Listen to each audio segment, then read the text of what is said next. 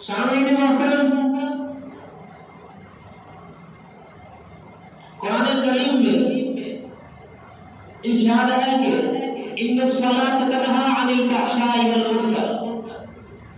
اور ویسے بھی بے شمار قرآن کریم میں جگہ جگہ پر اللہ تعالیٰ نے نماز کی تلقین کی ہے۔ احادیث مبارکہ کا مطالعہ کیجیے،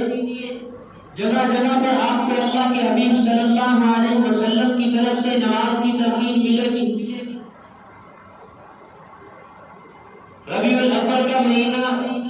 ولادت کا مہینہ ہر بندہ جانتا ہے، لیکن ہمیں یہ بھی پتہ ہونا چاہیے کہ اللہ کے حبیب صلی اللہ علیہ وسلم ربیع الاول کے مہینے میں جب اس دنیا میں آئے،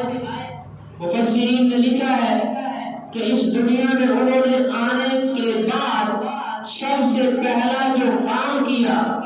سب سے پہلا جو جملہ بولا وہ اشہد ان لا الہ الا اللہ واشہد ان محمد عبدہ ورسولہ، اور سب سے پہلا جو کام کیا وہ اپنی جبین مبارک اللہ کے سامنے سجدہ ریز کی۔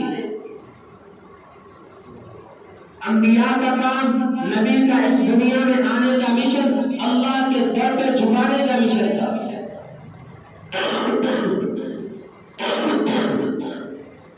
اور جب اس دنیا سے رخصت ہوئے، وہ بھی ربیع الاول کا مہینہ،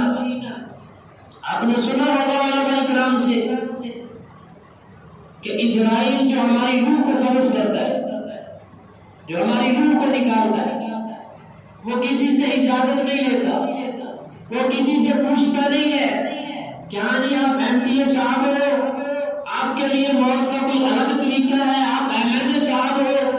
آپ کے لیے موت کا کوئی الگ طریقہ ہے، اگر آپ کہیں تو تمہاری روح کو قبض کر لوں، اگر آپ کہیں تو چھوڑ دوں، بالکل ایسا قانون نہیں ہے۔ لیکن جب پیارے آقا صلی اللہ علیہ وسلم کی باری آئی تو مفسرین لکھتے ہوئے اسرائیل آئے اور باہر دروازے کے باہر ہی رک گئے، گھر بھی نہیں آئے، گھر کے اندر بھی داخل نہیں ہوئے۔ جبرائیل امین آئے، آ کر بتلایا کہ باہر مہمان آیا ہے، اسرائیل آیا ہے۔ فرمایا بلائیے، آئے جی۔ فرمایا یا رسول اللہ اگر آپ جانا چاہیں تو پھر مجھے حکم ہے کہ لے رہا، اگر آپ رہنا چاہیں تو پھر میں آپ کو کچھ نہیں کہتا، آپ رہ سکتے ہیں۔ فرمایا اچھا، جبرائیل امین سے کہا اچھا جاؤ اللہ میاں سے پوچھ کر آؤ، پتہ لگاؤ میرے بعد میری امت کا کیا بنے گا، اور امت کا حال دیکھیے، میرے بعد میری امت کا کیا بنے گا۔ جبرائیل امین گئے، آئے، بتلایا کہ اللہ میاں فرماتے ہیں کہ انشاءاللہ تمہاری امت کو اکیلا نہیں چھوڑوں گا، تمہاری امت کو اکیلا نہیں چھوڑوں گا، اللہ میاں نے تمہارے دیدار کے لیے عرش سجائے ہوئے ہیں۔ فرمایا اچھا، لیکن جب یہ پیارے آقا صلی اللہ علیہ وسلم کے انتقال کا جو موضوع ہے یہ بڑی تفصیلی گفتگو ہے، تقریباً کافی دن بیمار رہے، بیماری کی شدت میں، اس حالت میں بھی میں جو بات کرنے جا رہا ہوں، اس حالت میں بھی پیارے آقا نے نماز نہیں چھوڑی۔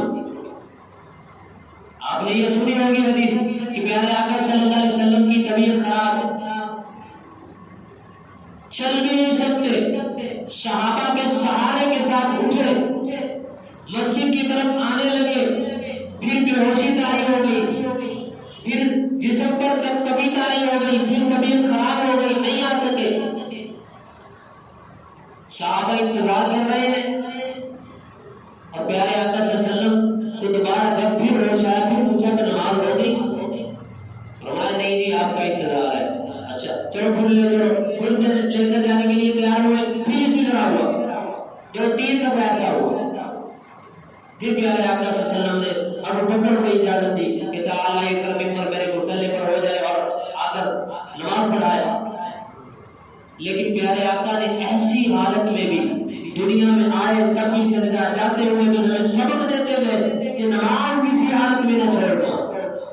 یار وہ تو نبی تھے، نبی جو معصوم ہے، عن الخطا ہے،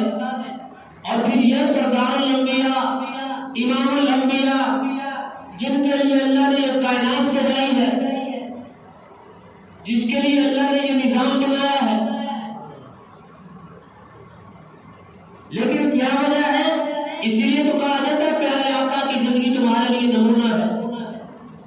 ان کی زندگی کو دیکھیے کہ انہوں نے زندگی کس طرح گزاری، انہوں نے بچپن کس طرح گزارا، انہوں نے جوانی کس طرح گزاری، اس زندگی سے رخصت ہوئے تو کس طرح ہوئے۔ اللہ تعالیٰ نے سمجھنے کی توفیق عطا فرمائی۔ میں عرض کر رہا تھا کہ آج ہمارے اندر سب سے بڑی ناکامیاں کوتاہیاں یہی ہے کہ ہم نماز چھوڑ بیٹھے، ہم نے نماز چھوڑ دی ہے۔ بلکہ میں نے پچھلے دنی ایک